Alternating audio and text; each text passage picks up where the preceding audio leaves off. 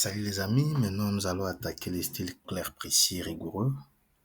Parce que Jules Renard a dit que la clarté est la politesse du rédacteur. Lorsque vous n'écrivez pas avec clarté, alors que c'est de l'impolitesse du rédacteur. Oui, je plaisantais, je disais, si vous n'écrivez pas bien, alors on dira que c'est l'impolitesse du rédacteur, comme Jules Renard a dit, que la clarté est la politesse du rédacteur. L'objectif de la leçon, c'est d'apprendre à rédiger dans un style administratif ou académique efficace, sobre, sans l'odeur ni redondance. Mais comment s'y prendre? Et pourquoi les styles comptent-ils? Parce que le style n'est pas une question d'ornement, mais de fonction. En administration ou en milieu académique, les textes doivent être compris dès la première lecture. Lorsqu'il n'est pas compris dès la première lecture, ça crée déjà des ambiguïtés, alors c'est même difficile que l'on poursuive la lecture. Voyez? La rigueur stylistique reflète la rigueur intellectuelle et le professionnalisme. Mais ne l'oubliez pas, dans l'ENA, nous sommes dans les contextes vraiment professionnels. Hein. Les trois qualités du style administratif, nous avons la clarté, être compris ses efforts, la précision, exprimer exactement ce que l'on veut dire, et la rigueur, c'est respecter la logique, la syntaxe et le vocabulaire approprié. Boileau disait, ce qui se conçoit bien s'énonce clairement. Vous voyez, c'est très important. Les trois qualités du style administratif, la clarté, la précision et surtout la rigueur. Chers amis, il y a des principes sur les styles administratifs, comme nous venons de les noter. Il y a des principes qu'il faut à tout prix respecter. Il faut être sobre, il faut avoir un ton, un ton respectueux. Il faut pas écrire comme tout le monde, il faut écrire de façon différente, respecter surtout le lexique administratif qui est, qui est exigé. C'est très, très important. Maintenant, il y a quelques exemples à comparer. Il y a par exemple un texte familier. Un texte familier, on a bossé dur et tout le monde est écrivé, mais on a quand même fini les boulots. Ça, c'est un texte familier. Hein. Maintenant, un texte administratif, l'équipe a accompli les tâches assignées dans les délais impartis, malgré la charge du travail importante. Vous voyez, les langages familiers, les langages administratifs, c'est vraiment différent. Vous voyez, les seconds plus neutres, plus précis et plus institutionnels. Il faut éviter des tics de langage. Pour avoir un style clair, un style rigoureux, il faut éviter des tics de langage. Exemple des tics fréquents. Du coup, en effet, genre, donc voilà, bref. Il faut dire que, bon, je dirais, ouais, non. Remplace ces automatismes par des expressions structurées. En conséquence de ces faits, il ressort, c'est là où on fait encore appel au connecteur. Il faut éliminer le pléonasme. Voyez, le pléonasme, c'est la répétition inutile des idées. Monter en haut, monter, c'est déjà bon. Prévoir à l'avance, c'est déjà prévoir. Collaborer ensemble, collaborer, déjà, je pense que c'est en latin qui veut dire cum laborer, travailler avec. Mais là, collaborer ensemble. C'est redondant. Vous voyez? Voir des saisiers, se voir. Mais bien que dans certains contextes, pour insister, on exige assez que l'on utilise ces expressions-là, mais ce n'est pas tellement approprié dans un style administratif et surtout dans un style beaucoup plus rigoureux. Le règle que les bons styles ne disent rien deux fois inutilement. Le bon style dit une seule fois et on comprend directement. Les redondances à corriger. Pour être examiné et analysé, les rapports a été transmis à la direction pour analyse. Ça, c'est bien. Une phrase intéressante. Le plan de développement a pour objectif de favoriser la croissance économique. C'est vraiment vague. Terre à terre. Le plan vise la croissance économique. C'est tout. On s'arrête là. C'est bref et très intéressant. On comprend directement. Il faut supprimer tout mot qui n'ajoute ni sens ni précision. On ne peut ajouter que si ce mot-là ajoute des distances et ajoute plus de précision dans votre réflexion. Vous voyez un peu. Mais sinon, c'est pas important. On se limite euh, là où on est mieux compris, c'est tout. Il y a des longues phrases, il faut les éviter. Trop des subordonnés ou des détours, non.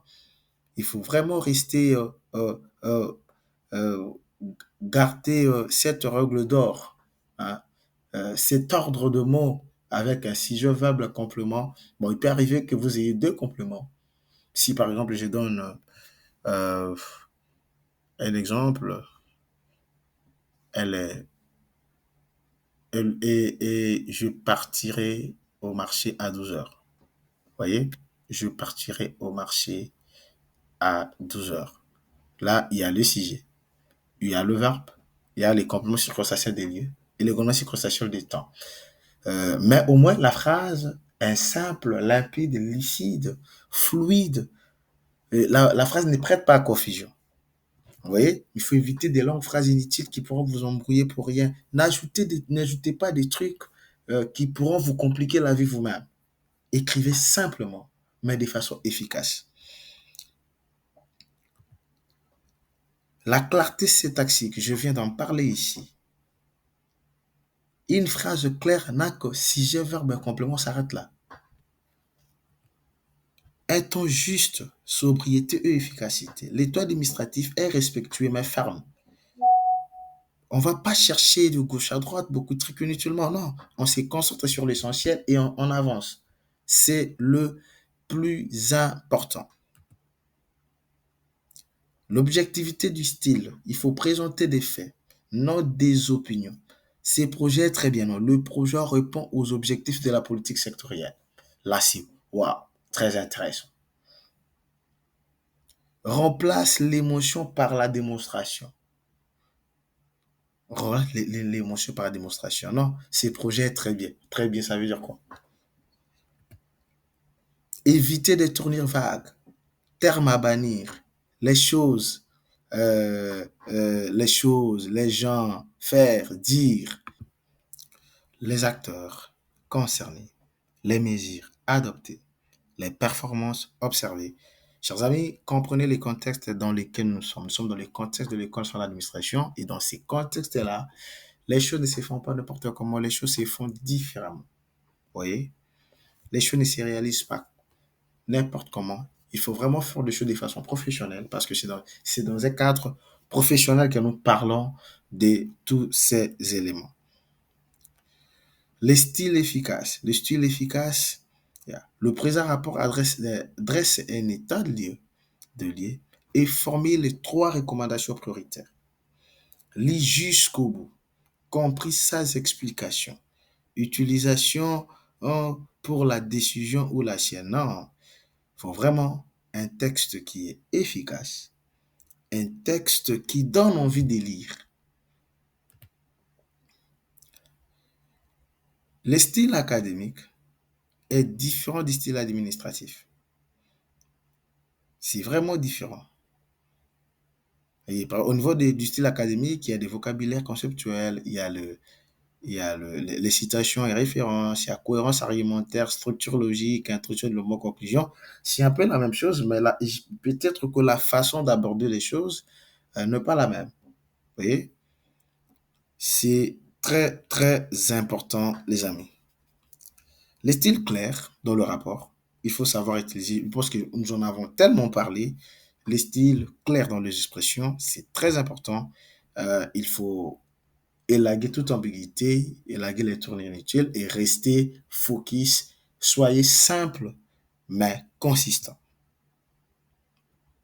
Les phrases actives au lieu des phrases passives, c'est très important. Vous ne pouvez pas dire oui, par exemple, vous parlez d'un fait présent, mais vous dites l'administration a été secouée par la période coloniale. Oui, c'est dans quel contexte vous nous amenez là? Il est important d'utiliser dans les cas présents, il est important vraiment d'utiliser la voix active au lieu de la voix passive. Vous voyez? C'est très, très, très important. Et surtout les tournées impersonnelles, il faut les éviter. Il faut avoir l'élégance par la simplicité. Être vraiment élégant, mais tout en étant simple. Les bonnes pratiques d'un rédacteur rigoureux, c'est relire et simplifier, vérifier chaque mot, éliminer les doublons, uniformiser les temps verbaux, respecter la cohérence du paragraphe. C'est très important. Atelier et analyse comparée. Là, c'est à vous de voir. Vous êtes dans quel contexte? Il faut choisir les types de textes qui cadrent avec votre contexte, identifier les différences de temps, de structure, de vocabulaire, réécrire les textes A dans les styles administratifs, reformuler les textes B dans les styles académiques. Ce sont vraiment les exercices. Alors, essayez de travailler, chers amis. Les erreurs fréquentes qu'il faut bannir, c'est trop d'adverbes, vraiment, totalement, absolument, trop de superlatifs, meilleur, plus grand, trop de en, ça, truc, trop de passifs. Restez simple, précis et structuré. Pour résumer la leçon, un bon style égale à clair, précis et rigoureux. Bannir les pléonasmes, le tigre et longueur. Adopter un ton sobre, neutre et professionnel. Toujours relire avec le regard du lecteur. Vous dire qu'est-ce que le lecteur ou le correcteur, désolé, attend de moi exactement.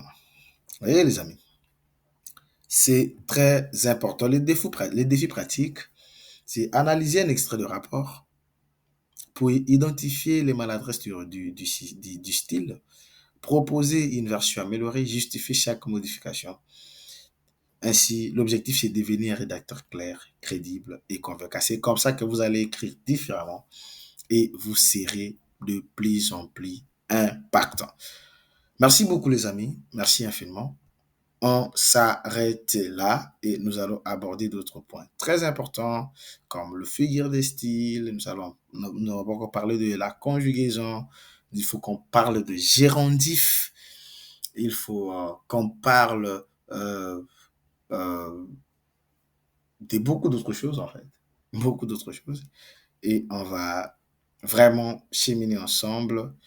L'objectif est que vous réussissiez. L'objectif est que vous puissiez travailler différemment et que les gens sentent en vous euh, quelque chose de particulier.